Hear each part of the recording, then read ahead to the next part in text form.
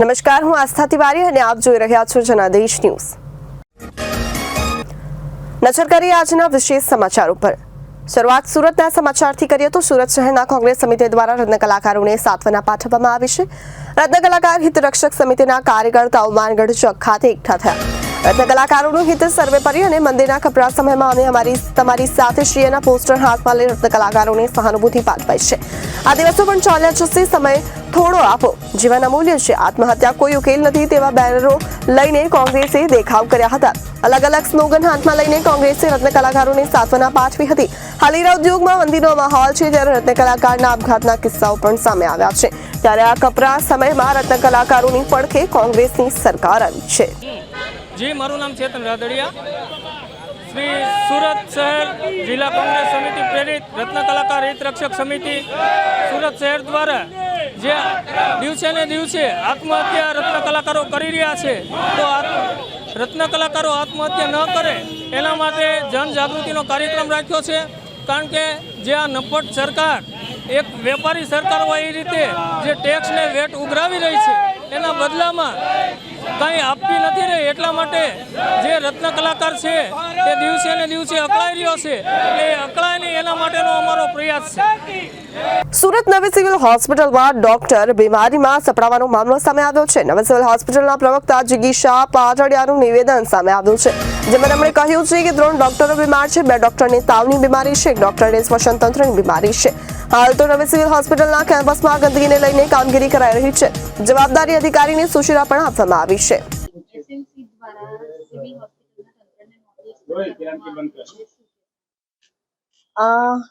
હાજી, આપ સૌએ જે મને ફીડબેક આપ્યા એ બાબતે જે પણ કંઈ જરૂરી કામગીરી છે એના માટે અમારા જે 2 ઉપરી અધિકારીઓ છે, ડીનશ્રી અને સુપ્રિન્ટેન્ડન્ટશ્રી દ્વારા સેનિટરી ઇન્સ્પેક્ટર અને એમની ટીમને જરૂરી આદેશો કરીને આપી દેવામાં આવ્યા છે। અને આ બાબતે તાત્કાલિક ધોરણે ઘટતું કરવા માટે એમને જણાવી દેવામાં આવ્યું છે। અમને મળતી માહિતી પ્રમાણે જે પણ કંઈ પ્રોબ્લેમ્સ હતા અમારા ત્યાં, જે વરસાદી પાણીને કારણે અથવા તો અમારે હમણાં જે બિલ્ડિંગોની જે શિફ્ટિંગ ચાલી રહ્યું છે તે દરમિયાન અમને જ્યાં લૂપહોલ્સ જોવા મળ્યા એ બાબતે અમને જરૂરી રિપોર્ટ આપી અને 75% જેવી કામગીરી પૂર્ણ કરેલ છે। જે બાકીની કામગીરી છે તેને તાત્કાલિક ત્વરિત ધોરણે કરવામાં આવે તેવા આદેશો અમારા ઉપરી અધિકારીઓ દ્વારા થઈ ગયા છે અને એનું તાત્કાલિક નિરાકરણ આવશે।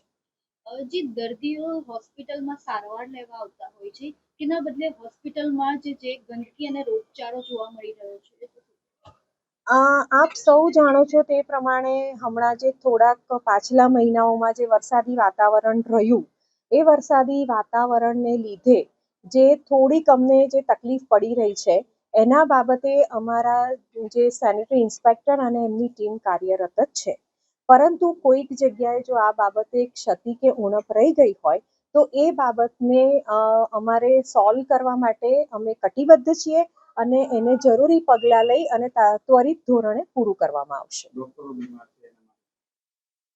જે અમારા અત્યારે 3 ડૉક્ટરો અમારે ત્યાં એડમિટેડ છે, જેમાંથી 1 ડૉક્ટરને શ્વસન તંત્રને લગતી બીમારી છે, જે આ ઋતુગત બદલાતા માહોલને અનુલક્ષીને છે, અને 2 ડૉક્ટરો અમારા જે છે એ તાવની બીમારી સાથે દાખલ થયેલા છે, જેમના રિપોર્ટ્સ હજુ આવવાના બાકી છે।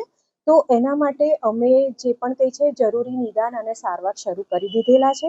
અમારા જે 2 ઉપરી અધિકારીઓ છે એના દ્વારા તમામ વિભાગના જે વડાઓ છે એમને જણાવી દેવામાં આવ્યું છે।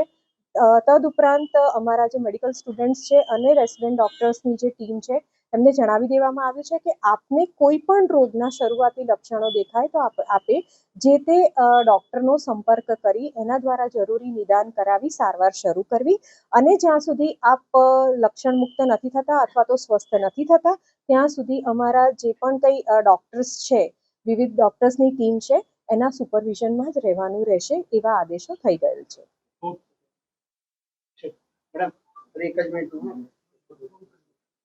તમે રહી ગયા હતા? જી સર, જે સિવિલ હોસ્પિટલમાં જે ગંદકીના કારણે જે એસએમસી દ્વારા નોટિસ પર કરવામાં આવેલી છે, કેવી રીતે કાર્યવાહી કરવામાં આવેલી છે? સુરત મહાનગરપાલિકા તરફથી અહીં અમે 8મા ઝોનના કાર્યક્ષેત્રમાં નવી સિવિલ હોસ્પિટલ આવેલી છે, તેની અંદર કેમ્પસની અંદર પાણી ભરાવા હોય છે, કન્ટેનરો હોય છે તેની અંદર વરસાદના કારણે પાણી ભરાવા થતા હોય છે અને સુરત મહાનગરપાલિકા તરફથી બી કામગીરી કરવામાં આવે છે. નવી સિવિલ હોસ્પિટલનો સ્ટાફ અહીંયા મૂકવામાં આવેલો હોય છે. એ લોકો તરફથી કામગીરી થતી છે. એ લોકોના SSI પણ હોય છે અને એ લોકો કામગીરી કરતા હોય છે. જે નોટિસ ફટકારવામાં આવેલી છે તો ત્યારબાદ સિવિલ હોસ્પિટલમાં કેવી રીતની પરિસ્થિતિ જોવા મળી છે? આની અંદર નવી સિવિલ હોસ્પિટલની અંદર જે ક્ષતિઓ હતી, જે અમારા ઉપલી અધિકારીઓ અમને જાણ કરીએ કે ભાઈ આ રીતની ક્ષતિઓ તમે શોધો, તો અમે શોધતા હોઈએ છીએ અને એ પ્રમાણે અમે લોકોને નોટિસ દ્વારા જાણ કરતા હોઈએ છીએ અને તેની અંદર એ લોકોએ પણ કામગીરી શરૂ કરી દીધેલી છે. જે પાણીની ટાંકીઓ જે ઉપર ઢાંકણા ખુલ્લા હોતા હોય છે એ જ પ્રમાણે પાણી ભરાવા થતા હોય છે, કન્ટેનરો પડેલા હોય છે, એ બધી સઘન કામગીરી એ લોકોના દ્વારા કામગીરી ચાલુ કરેલી છે. સુરત મહાનગરપાલિકાનો સ્ટાફ પણ કામગીરી કરતો હોય છે. એ લોકોની સાથે સાથે અમને સાથ સહકાર એ લોકોનો પણ મળતો હોય છે. ગુજરાતના બોટાદ જિલ્લાના કુંડલી ગામ પાસે ગઈકાલ રાત્રે રેલવે ટ્રેક પર ટ્રેનને પલટી મારવાનો પ્રયાસ કરવામાં આવ્યો, જો કે ટ્રેક ઉપર પડેલા લોખંડના ટુકડા સાથે અથડાતા પેસેન્જર ટ્રેન થંભી ગઈ હતી. ટ્રેનનું એન્જિન બંધ થઈ ગયું. ત્યારબાદ બીજા એન્જિનનો ઉપયોગ કરી ટ્રેનને ચાલુ કરવામાં આવી. ઓખા ભાવનગર ટ્રેન મોડી રાત્રે લગભગ 3 કલાક સુધી ટ્રેક પર ઊભી રહી. ત્યારબાદ રેલવે અધિકારી, RPF અને રાણપુર પોલીસે ઘટના સ્થળે પહોંચી તપાસ શરૂ કરી. डिस्ट्रिक्ट में शामलाजी से हिम्मतनगर वाला जो नेशनल हाईवे है उस पर आज सुबह इनोवा कार एक ट्रक के पीछे टकरा गई थी. उसमें 7 लोगों की मौत हो चुकी है और एक व्यक्ति जो जीवित है, हनी तोलवाणी, उसको हॉस्पिटल ले जाया गया है. अभी पुलिस और मेडिकल टीम कार्यवाही कर रही है अपनी. સબ કુલ્લી ફટાકે આપ તપાસમાં આવ્યા છો, શેની તપાસમાં આવ્યા છો, શું કહેશો? બોટાદ જિલ્લાના રાણપુર પોલીસ સ્ટેશનની હદમાં કુંડલી ગામથી લગભગ 2 કિલોમીટરના અંતરે આજે રાત્રિના વહેલી સવારે ઓખા ભાવનગર 19210 પેસેન્જર ટ્રેન છે એ જતી હતી, ત્યારે કોઈએ ટ્રેનના પાટાની વચ્ચે જૂનો પાટાનો ટુકડો આશરે 4 ફૂટ લંબાઈનો રેલની પટરીની વચ્ચે ઊભો કરી દીધો અને જે સ્લીપર્સ હોય છે સિમેન્ટના એની બાજુમાં, એના લીધે આ ટ્રેનનું એન્જિન અથડાવાથી ટ્રેન ઊભી રહી ગયેલી અને ત્યારબાદ રેલવે પોલીસ અને રેલવે વિભાગ દ્વારા અમને સવારમાં 7:30 વાગે રાણપુર પોલીસને જાણ કરતાં હાલ બોટાદ જિલ્લા પોલીસની રાણપુર LCB SOG તમામ ટીમો સાથે અમે જગ્યા પર વિઝિટ કરી છે અને આખો બનાવ કઈ રીતે બન્યો એ અંગેની વિગતવારની તપાસ હાલ ચાલુ છે. આમ આદમી પાર્ટી દ્વારા રાજ્યપાલને સંબોધી ઝઘડિયા નાયબ કલેક્ટરને દીકરીઓ પર થતા શોષણ બાબતે આવેદનપત્ર પાઠવાયું. દાહોદ જિલ્લાના સિંગવડ તાલુકાના તોયણી શાળાના આચાર્ય દ્વારા 6 વર્ષની દીકરી પર થયેલ અત્યાચાર બાબતે ફાંસીની સજા અપાવવાની માંગ કરાઈ હતી.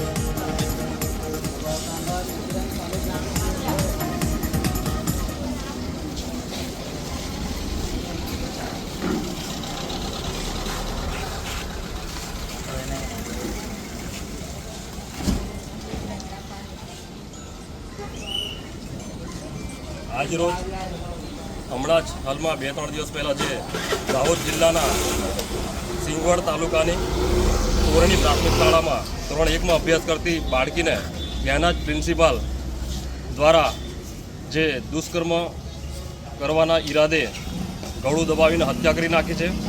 એ પ્રિન્સિપાલ કે જે VHP અને ભાજપનો કાર્યકર છે, કે જેને આજે આખા ગુજરાતને અને શિક્ષણ શાનને કલંકિત કર્યું છે, એના વિરોધમાં અમે આજરોજ રાજ્યપાલશ્રીને પ્રાંત અધિકારી મારફત આવેદનપત્ર આપવા માટે આવ્યા છે. અમે આ ભાજપ સરકારને કહેવા માગીએ છીએ કે NCRBના રેકોર્ડ મુજબ, નેશનલ ક્રાઇમ રેકોર્ડ બ્યુરોના જે આંકડા છે એ પ્રમાણે દરરોજ ગુજરાતમાં 5 થી 6 મહિલા આનો શિકાર બને છે. આખા વર્ષમાં 6 થી 7 હજાર મહિલાઓના શોષણના કેસો થાય છે પોલીસ સ્ટેશનમાં અને દર 3 વર્ષ સુધીમાં 6954 જેટલા બળાત્કાર થયા છે.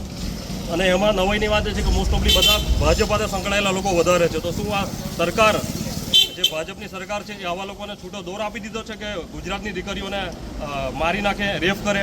આજે બેટી બચાવો બેટી પઢાઓનું જે અભિયાન ચાલી રહ્યું છે, તો એમાં બેટી બચાવવાના અને પઢાવવાની જગ્યાએ જે બેટી ભણવા જાય છે એને જ આ લોકો મારી નાખી રહ્યા છે. તો કેવી રીતના ગુજરાતની આ દીકરી ભણશે?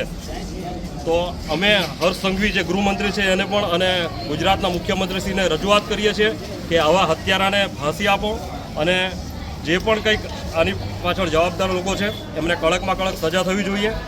જો આ પ્રમાણે ચાલી રહ્યું તો આવનાર દિવસોમાં ગુજરાતની મહિલાઓ સુરક્ષિત નહીં રહે.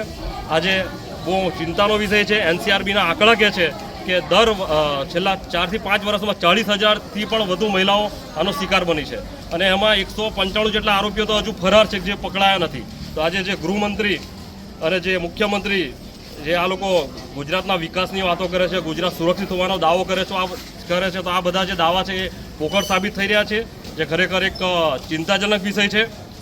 તો આવા તત્વો સામે કડકમાં કડક કાર્યવાહી કરવામાં આવે અને આવા જે ગોવિંદ નટ જે આચાર્ય છે દાહોદમાં જે આ ઘટના જેને કરી છે એને ફાંસીની સજા આપવામાં આવે એવી અમારી માંગણી છે. જય હિન્દ, જય ભારત.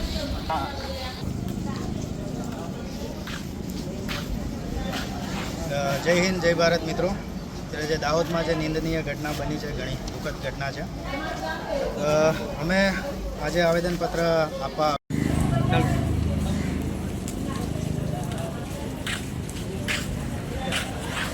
જય હિન્દ, જય ભારત મિત્રો.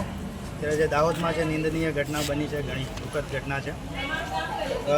અમે આજે આવેદનપત્ર આપવા આવ્યા છે ઝઘડિયા પ્રાંત અધિકારી શ્રી મારફતે ગૃહમંત્રીશ્રીને અને તંત્રને જાણ કરવા માગીએ છીએ કે અમારા ગુજરાતમાં જ્યારે સ્કૂલોમાં અમારા બાળકો જ સુરક્ષિત નથી, ટીચરો પણ સુરક્ષિત નથી, તો કાયદો અને વ્યવસ્થા જાળવવામાં તંત્ર સદંતર નિષ્ફળ રહ્યું છે. અમારી આ આવેદનપત્ર દ્વારા માત્ર એટલી ને એટલી જ માંગ છે કે સ્કૂલોમાં GRD ગ્રામરક્ષક દળોની નિમણૂક કરવામાં આવે છે. એક મહિલા હોય અને એક પુરુષ ઉમેદવાર, બંનેની નિમણૂક કરવામાં આવે જેથી બાળકો પણ સુરક્ષિત રહે અને શિક્ષકો પણ પોતાને સલામતી અનુભવી રહે. અને આ જે ઘટના બની છે એને અમે સખત શબ્દોમાં વખોડી કાઢીએ છીએ. જય હિન્દ, જય ભારત. અમદાવાદના શહેર કોટડા પોલીસ સ્ટેશન હદ વિસ્તારના શરસપુરમાં રાત્રિ દરમિયાન બે જૂથ વચ્ચે ઘર્ષણની ઘટના બની છે. અમદાવાદ શહેર કોટડા પોલીસ સ્ટેશનની હદમાં રમણલાલ દહિયાલાલની ચાલીમાં રહેતા ઝહીર શેખે શહેર કોટડા પોલીસ સ્ટેશનમાં ફરિયાદ નોંધવી છે કે પાડોશમાં રહેતા સંદીપ રાઠોડ નામના વ્યક્તિ પર છરાથી હુમલો થયો, જે ગુનામાં તેનો નાનો ભાઈ ઝકીન હતો, જેથી પોલીસે તેની ધરપકડ કરી વધુ તપાસ માટે ચક્રો ગતિમાન કર્યા છે. सर कल जो रात में जो बनाव बना था उसकी साहब काले रात में जो बनाव बन्यो तो એની હકીકત શું હતી? ગઈકાલે શેરકોટા પોલીસ સ્ટેશન વિસ્તારમાં રાત્રે એક હત્યાના પ્રયાસ અને રાઇટિંગ સાથેનો ગુનો બન્યો છે. જે ગુનાની હકીકત એ રીતની છે કે ગઈ 2/8/2024ના રોજ સંદીપ પરમાભાઈ રાઠોડ છે, જે સૈયદ રિયાઝ હુસેનની ચાલી સરસપુરના રહેવાસી છે, તેઓના ઉપર એક અજાણ્યા રિક્ષા ચાલકે છરી વડે તેમના છાતીના ભાગે હુમલો કરી હત્યાની પ્રયાસનો બનાવ બનેલો હતો, જેમાં ગુનો નોંધવામાં આવેલો હતો. અને એ ગુનાની તપાસ દરમિયાન જે આરોપી છે, અજાણ્યો આરોપી મહેશ ઉર્ફે બીડી જયેશભાઈ રાવલ નામના ઈસમને પકડવામાં આવેલો હતો. એની પૂછપરછ દરમિયાન અન્ય ઈસમ ઝકીમ ઉર્ફે બાપુ પીર મોહમ્મદ શેખ તથા યોગેશભાઈ વાઘેલા તથા ધવલ મકવાણા તથા કિરણબેન વાઘેલા, આમ ઉપરોક્ત ટોટલ અન્ય 4 આરોપીઓની પણ આમાં સંડોવણી હતી.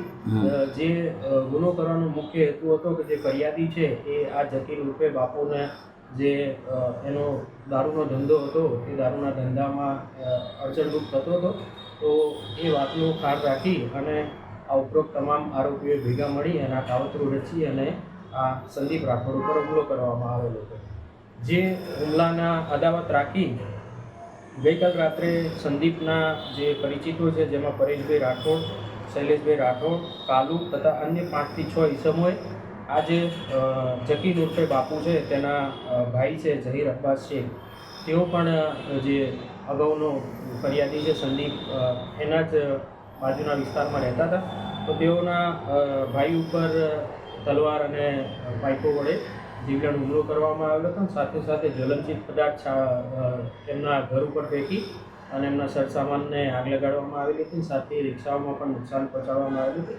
તો આમ અગાઉની બનાવને ધ્યાને રાખી એની અદાવત રાખી ગઈકાલ રાતનો બનાવ બનવા પામેલો છે, જેમાં રાઇટિંગ વિથ હત્યાના પ્રયાસની કોશિશનો ગુનો નોંધવામાં આવેલો છે.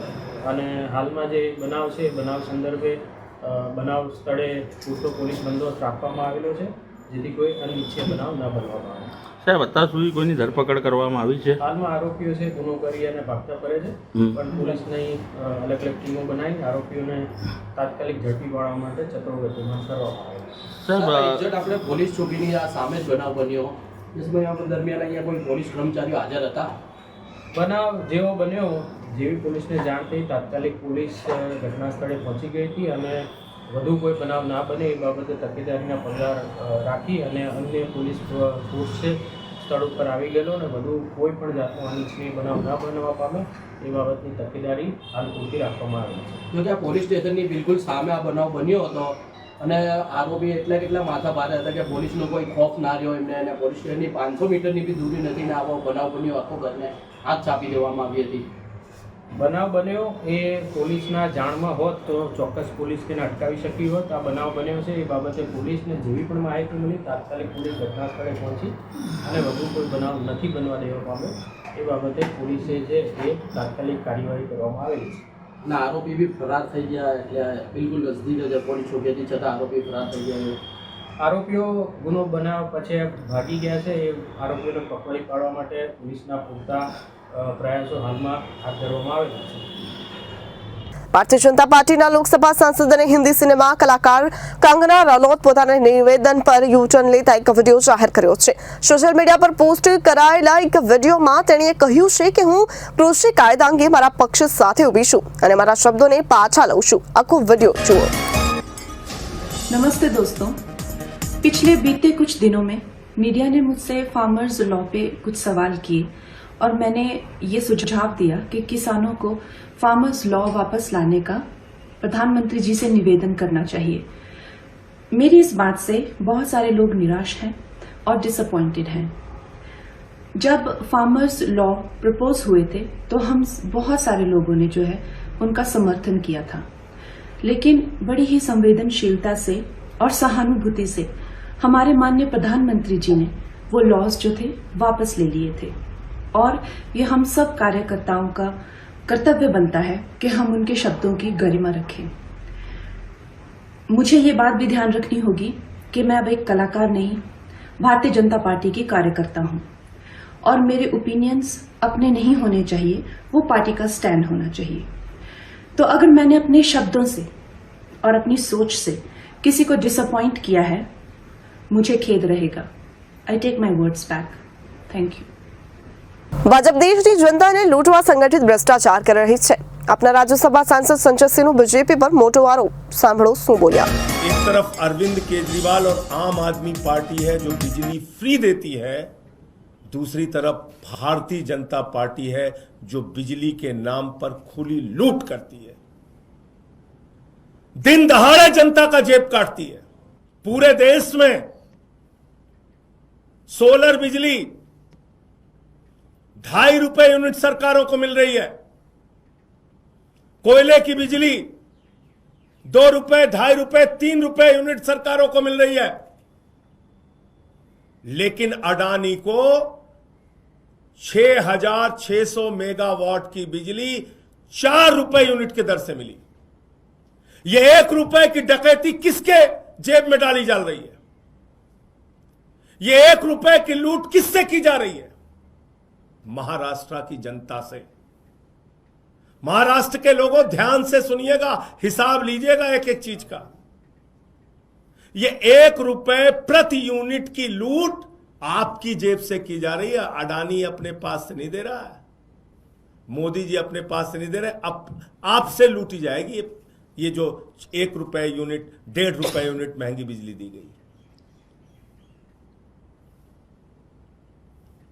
तो मैं पूछना चाहता हूं, 25 साल के लिए महाराष्ट्र की जनता को लूटने की खुली छूट अडानी को नरेंद्र मोदी जी, शिंदे जी कैसे मिल गई, देवेंद्र फडणवीस जी, इसका जवाब महाराष्ट्र की जनता को देना पड़ेगा आपको। તેલંગાણાના મહેબૂબાબાદ જિલ્લાનો એક વિડીયો સોશિયલ મીડિયા પર ઝડપથી વાયરલ થઈ રહ્યો છે। આ વિડીયોમાં જોવા મળી રહ્યું છે કે માછલીઓથી ભરેલો ટ્રક પલટી ગયો છે। ઘાયલોની મદદ કરવાને બદલ લોકો ખુલ્લેઆમ માછલીઓ લૂંટી રહ્યા છે। જેને તક મળી રહી છે તે કોથળામાં માછલીઓ ભરીને જતા રહે છે। જણાવવામાં આવી રહ્યું છે કે આ દુર્ઘટના મારીપેડા પાસે થઈ છે। અકસ્માતને પગલે સ્થાનિક લોકોના ટોળા એકત્રિત થયેલા। લોકો કોથળામાં માછલીઓ લઈને ભાગતા પણ જોવા મળી રહ્યા હતા।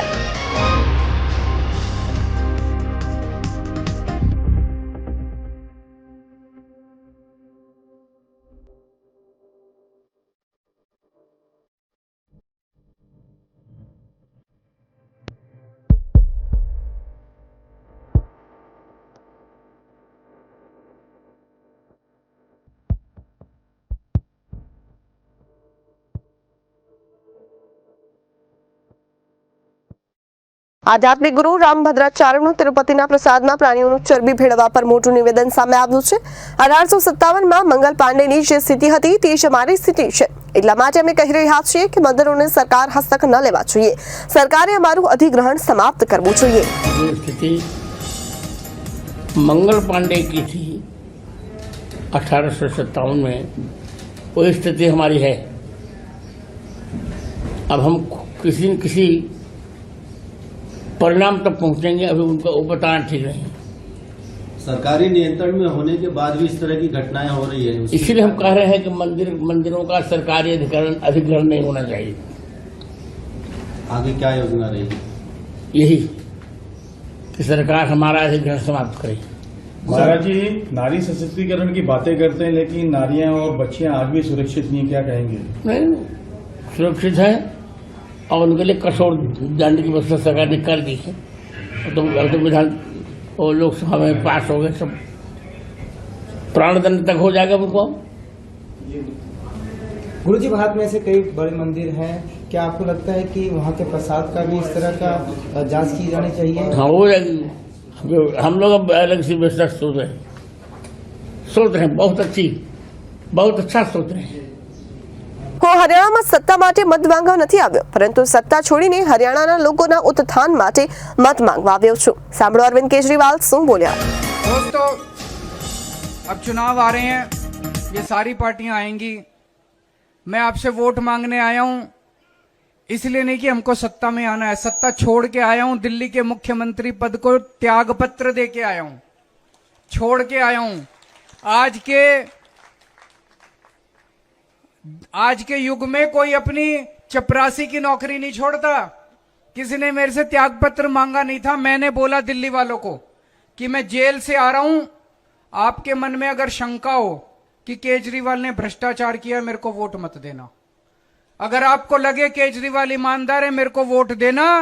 अगर आप ईमानदारी का सर्टिफिकेट दोगे, मेरे को वोट देके दोबारा जिताओगे, तभी मैं मुख्यमंत्री की कुर्सी पे बैठूंगा, नहीं तो नहीं बैठूंगा मैं। सत्ता का लालच नहीं है। आज मैं आपके बीच में आया हूं, पूरे देश में आपके इस बेटे ने, हरियाणा के इस बेटे ने, हरियाणा के इस आपके भाई ने पूरे देश में, पूरी दुनिया में हरियाणा का नाम रोशन किया है। हरियाणा से निकल के दिल्ली में सरकार बनाई, पंजाब में सरकार बनाई। अब आपको कहना चाहता हूं, एक मौका दे दो हरियाणा की भी सेवा करने का।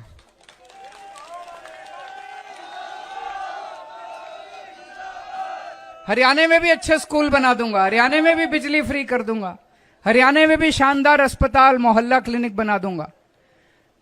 आप कहोगे कैसे बनाओगे, सरकार बन रही है क्या, पूछोगे ना। मेरा जवाब है, जो भी सरकार बन रही है हमारे बिना नहीं बन रही है। ये वाली सीट जिता दो, मेरी जिम्मेदारी है। जो भी सरकार बनेगी उस सरकार से काम कराना मेरी जिम्मेदारी है। ये वाली सीट जिता दो आज आप सब लोग। તો આ હતા આજના મુખ્ય સમાચારો। ફરી મળીશું નવી વિગતો સાથે, ત્યાં સુધી જોતા રહો જનાદેશ ન્યૂઝ। નમસ્કાર।